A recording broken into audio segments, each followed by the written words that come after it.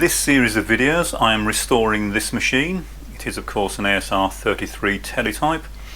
In the previous video in this series I got to the point where I could power it up for the first time and send characters from the keyboard to the printer, and it was indeed printing.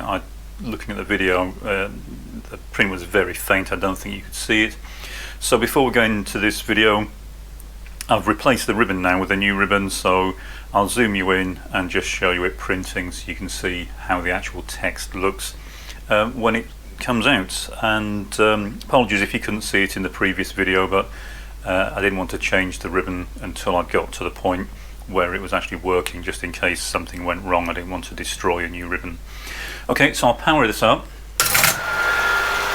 I'll now zoom you in and try printing something.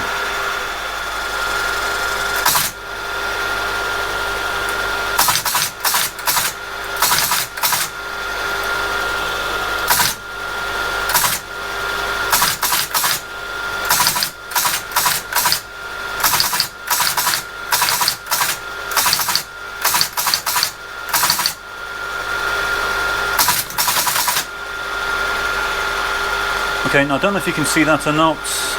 I'll try and moving the paper about. It's very difficult trying to get this to come out on camera for whatever reason. But it is printing. It's printing quite nicely. It's quite good, clear text. I'll just turn the machine off. It looks like the print head is fine. I can't see any damage. I've tried printing all the characters and they all seem fine. Normally if the head's damaged you'll get only partial characters being printed, but these are nice, clear, crisp characters, so it also means that we're striking the print head evenly. And in the previous video I replaced the hammer and changed the hammer bell slightly. I did retain the original hammer base, the little disc that sits on here, so I can return it to the standard form if ever I want to, but this does seem to be working quite nicely. Okay, so what I'm going to do in this video is replace the tape punch. So we'll get this punch refitted and then we'll start looking at the tape reader, but we'll get the punch fitted first and see if that actually functions. Okay, I've got the punch refitted. I've lubricated the extension bars and the drive link, so the final alignment, well, I'll have to do when I get this back in the case. Obviously this needs to be set up to align with the outer case. For now I've just put it back where it was when I took it off, so hopefully it'll be correct, but if not I can always adjust that later. Incidentally, someone made a comment in relation to the previous video. I said this was very quiet, and yeah, I kind of meant for one of these. They're still obviously quite noisy, but this particular one, it's actually a lot quieter in real life than it seems to come across on the video, and actually sounds quite nice. At least I think it sounds quite nice, but no, it's not silent, it's just quite low volume for one of these ASR machines, so that's what I actually meant. It's not by any means meant to indicate that it's quiet in operation. And of course it'll be even louder now it's got the punch on. So I fitted a bit of tape and we've got a bit of paper in, so I'll power it up and see what happens. I've run it through a partial cycle manually, just by manually turning the motor to make sure nothing was bound up, and it seems fine, but we'll see what it actually does. So I'll power it up. Okay, it's already punched the sprocket hole, which is a good sign. And it seems to be working, so we should be able to turn it off, which we can. Should be able to backspace it, which again we can, and we should be able to turn it back on.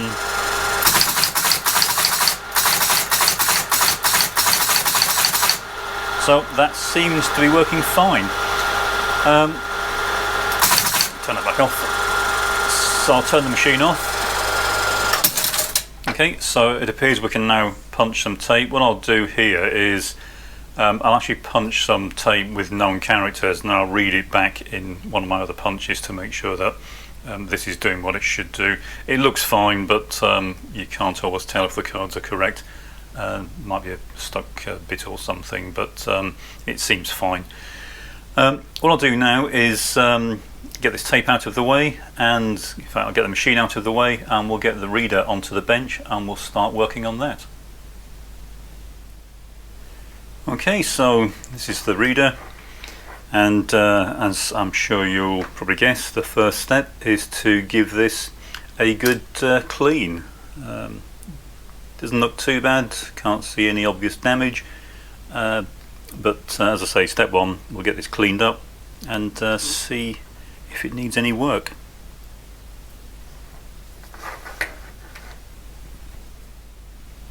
Okay, so I've cleaned the reader and it's come up quite nicely. Just like the rest of the machine, it seems to be in fairly good mechanical condition. Just needed a good clean. One of the contact levers had come out of its proper location. The spring was still attached, but it had pulled across to one side, so it wasn't making contact with the common bar. So this is very simple in the way it works. It's a purely mechanical reader. So there's a big solenoid at the bottom, and that is responsible for the kind of read function and also for stepping the reader forward. So if you pull the armature on this solenoid all the way forward, you'll see that the tape sprocket will advance. You can kind of hear it on its ratchet. Hopefully you can see that wheel rotating, but also you'll see the ends of some pins poking out through the plate. And this is how this reader works. If there's a tape here, then if there's a hole, the pin can come up. That allows the switch contact levers, which are these gold coloured levers down here, I don't know if you can see them or not. If the tape is either not present, or if there's a hole at that particular position in the tape, then when the armature comes across, the lever is allowed to travel up and it makes contact with the common bar, which is this bar, and so it closes the circuit. Any positions where there isn't a hole in the tape effectively holds the pin down, and so it prevents, on a spring down here, so it prevents the pin from travelling up.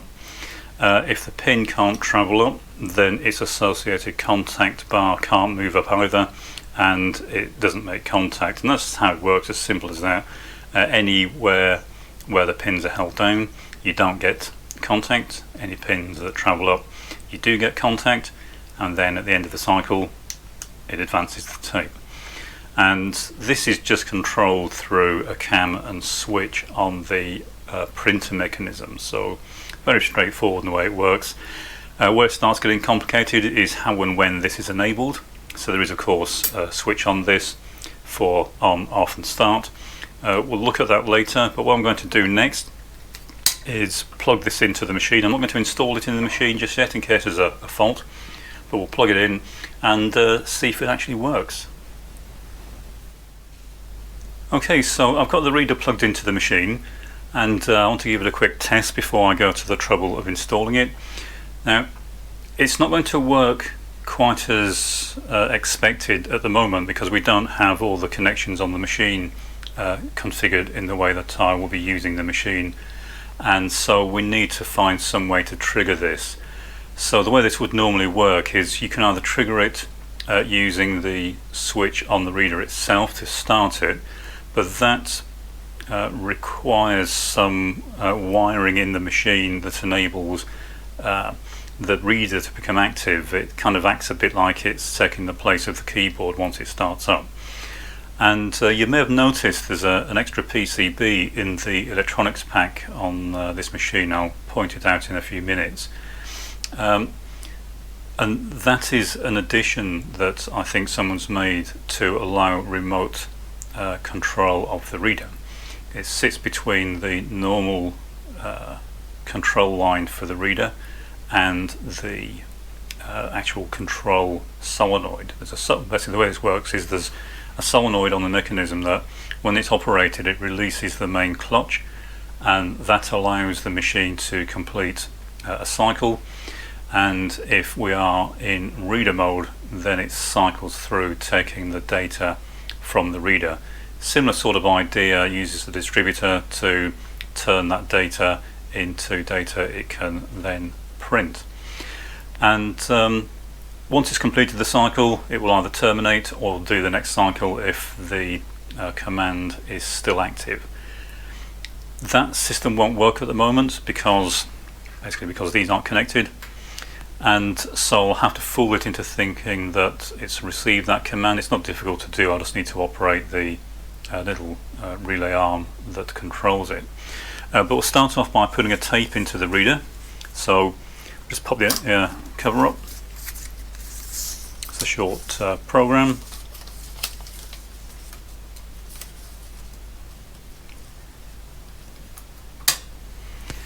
Okay, so the first few characters will just be what's left of the leader, but before I start it up, I'll move the camera so you can see the machine, and we'll see what happens.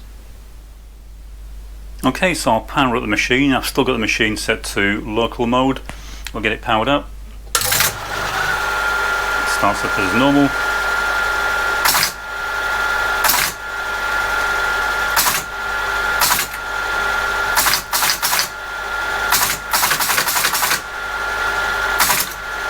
Okay, so that's working. So the next thing I want to do is fool it into thinking that it's received the command to read from the tape, and then we should start seeing the characters from the tape appear on the paper. It'd be nonsense, of course, because this is actual code on this tape, but it should still show the characters on the paper.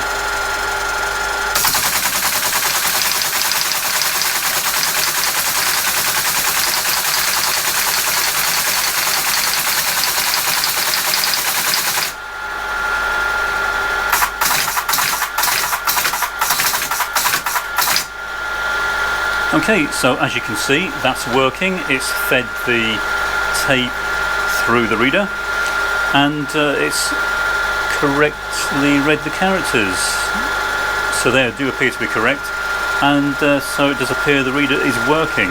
As I say, it's not working in its full automatic mode yet, but what I'll do now is get the reader refitted into the machine and see how it looks.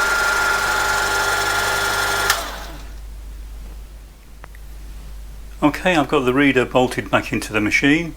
It will need adjusting once the outer cover's on. There's a central bolt that holds it in place, and then there are 4 bolts that screw in through the base that allow you to kind of rock it about and raise and lower the height, and that needs to be aligned with the outer cover. Same with the punch. I'll need to align that once the outer cover's on, but they'll still work even when they're not aligned properly.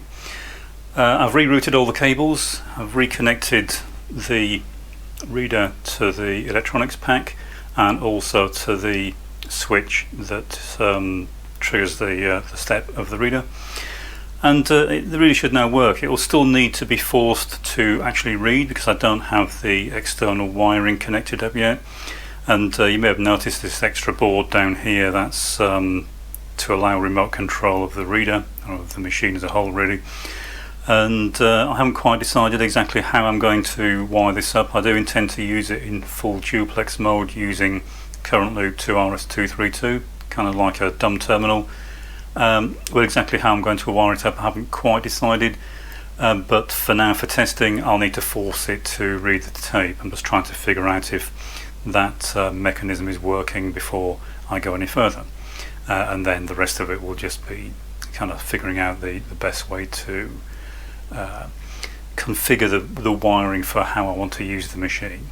Okay, so I'll get it powered up.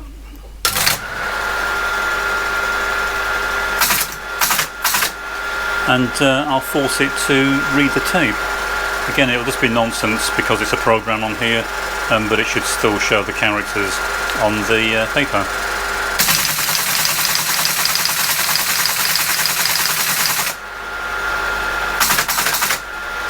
Okay, so I don't know how well, again, this comes out on camera. I'll try turning the light off.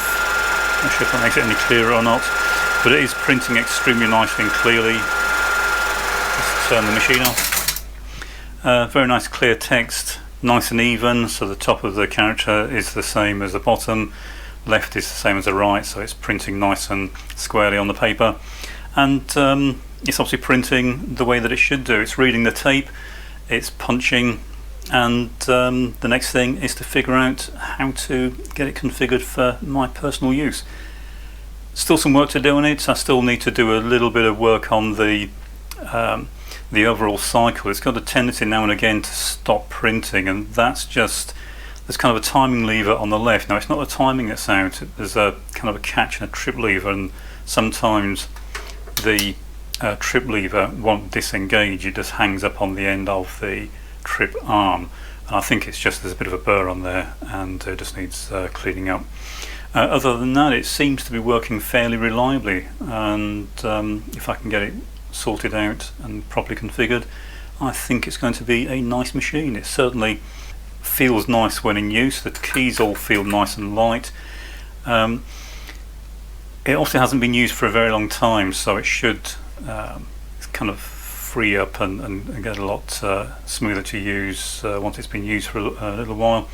But the next step is to get the configuration sorted out. Then I can get the outer cover put back on, and that's this project complete. But still a way to go yet, and a few experiments and tests that hopefully I'll be able to show on some interesting videos.